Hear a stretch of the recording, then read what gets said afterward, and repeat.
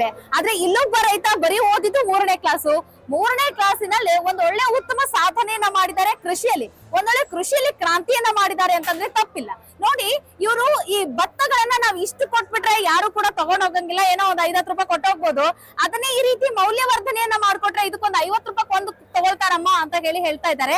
So ಇದನ್ನ ಯಾವ ರೀತಿಯಾಗಿ ಅವ್ರು ಮಾಡ್ತಾರೆ, ಬನ್ನಿ ಅವ್ರ ಜೊತೆ ಮಾತಾಡೋಣ. ಕಲೆಯನ್ನು ಉಳಿಸ್ತಾವು ಬೆಳೆಸ್ತಾವ ಅಂತ ಬಂದ್ರೆ ಅವರಿಗೆ ಧಾರಾವಾಹಿ ನಾವು ಹೇಳ್ಕೊಡ್ತೇವ್ರಿ.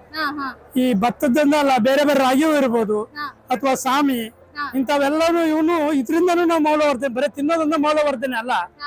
ನಮ್ಮ ಕೃಷಿ ಪುರಾತನ ಕಾಲದಿಂದನೂ ಇಂಥ ಕರಕುಶಲಗಳನ್ನ ಕರಗತ ಮಾಡಿಕೊಂಡಂತ ಜನ ನಮ್ದು ರೈತಾಪಿ ಜನ. ಇದನ್ನು ನಾವು ಮಾಡ್ಕೊಂಡ್ರೆ, ಈಗ ಉದಾಹರಣೆ ಹೇಳ್ಬೇಕು, ನೀವು ಹೇಳಿದ್ರಿ ಈಗ ಇದನ್ನೊಂದು ಈ ಇಷ್ಟು ಭತ್ತ ಮಾರೋಕಾರ 5 ರೂಪಾಯಿಗೂ ಕೊಡಂಗಿಲ್ಲ. ಇದನ್ನ ಇದನ್ನ ಮಾಡಿದ್ರೆ 60 ರೂಪಾಯಿ ಕೊಡ್ತಾರೆ, 70 ರೂಪಾಯಿ ಕೊಟ್ಟು ಹೋಗ್ತಾರೆ. ನಾವು ನಿನ್ನಿಂದ ಮಣ್ಣಿಂದ ಇದನ್ನ ಮಾಡಿದೆವು. ಸುಮಾರು ಒಂದು 20-25 ಸಾವಿರ ರೂಪಾಯಿ ಮಾಡ್ಕೊಂಡ್ರು ನಾವು ಇದರಿಂದ. ಇದೊಂದ ಅಲ್ಲ ಮೇಡಮ್, ಬೇರೆ ಬೇರೆ ಇವು ಇರ್ಬೋದು, ತೋರಣಗಳು ಇರ್ಬೋದು, ಬಾಗಿಲು ಪಡೆದೆ ಇಂಥವು ಇರ್ಬೋದು, ಇವೆಲ್ಲ ಮಾರಿ ಕಸ 25 ಸಾವಿರ ರೂಪಾಯಿ ಮಾಡ್ಯಾರ. ಬರೀ ನಾವು ಈ ಬೀಜಗಳನ್ನ ಕೊಟ್ಬಿಟ್ರೆ ಅಲ್ಲಿ ಆಗಂಗಿಲ್ಲ. ಈ ರೀತಿಯಾಗಿ ಈ ಆಂಗಲ್ ಅಲ್ಲೂ ಕೂಡ ಹೌದು. ಅವ್ರ ದೇವರ ಮನೆ ಒಳಗೆ ಅಥವಾ ಬಾಗಿಲುಗಳಿಗೆ ಬೇರೆ ಬೇರೆ ಪ್ಲಾಸ್ಟಿಕ್ ಇತ್ತು ತಂದು ನೇಣಾಕೋಕ್ಕಿಂತ ನಾವು ಊಟ ಮಾಡೋ ದೇವ್ರ ಬೆಳಕಾಗ ದೇವ್ರ ಮಾರಿ ನೋಡ್ತೇವಲ್ರಿ. ಹೆಣ್ಮಕ್ಳು ಟ್ರೈನಿಂಗ್ ಕೊಡ್ತೀರಿ, ಮಕ್ಕಳಿಗೆ ಸಬಲೀಕರಣ ಆಗತ್ತೆ.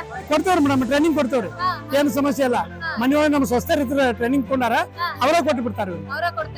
ಎಷ್ಟು ದಿನ ಬೇಕಾಗತ್ರಿ ಇದು ಹಿಂಗ್ ಮಾಡೋಕೆ? ಏನಿಲ್ಲ ಮೇಡಮ್, 4 ದಿವಸ ಬಂದ್ರೆ ಸಾಕವ್ರಿ, ಅವ್ರಿಗೆ ಟ್ರೈನಿಂಗ್ ಕೊಟ್ಟು ಕಳಿಸ್ತಾರೆ. ಒಳ್ಳೇದೈತ್ರಿ. ಅಷ್ಟೇ ಅಲ್ಲ, ನಮ್ಮಲ್ಲಿ ಅವರ ಬಂದು ಏನಿದೆ ಅವ್ರು ರೊಕ್ಕ ಕೊಡ್ತೇವ್ರಿ.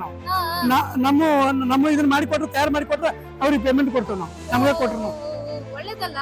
ಒಂದು ನೀವು ಆಸಕ್ತಿ ಇದ್ರೆ ಇದನ್ನ ಹೆಂಗ್ ಮಾಡ್ಬೋದು ಅಂತ ಕಲಿಬಹುದು ಇವ್ರ ಹತ್ರ ಬಂದು.